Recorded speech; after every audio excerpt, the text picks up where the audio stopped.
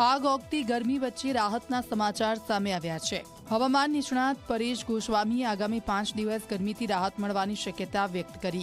તાપમાનમાં 2 થી 3 ડિગ્રીનો ઘટાડો થઈ શકે છે।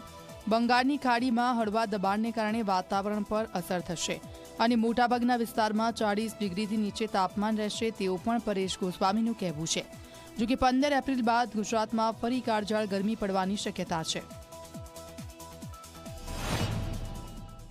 બંગાળની ખાડીની અંદર અત્યારે એક હળવું દબાણ રચાઈ રહ્યું છે।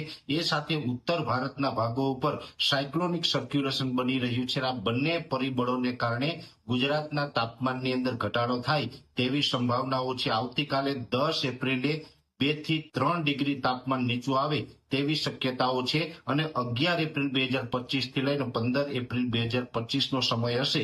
એ દરમિયાન રાજ્યના 80 થી 85% વિસ્તારોની અંદર તાપમાન છે તે 40 ડિગ્રી કરતા પણ નીચું આવી જશે।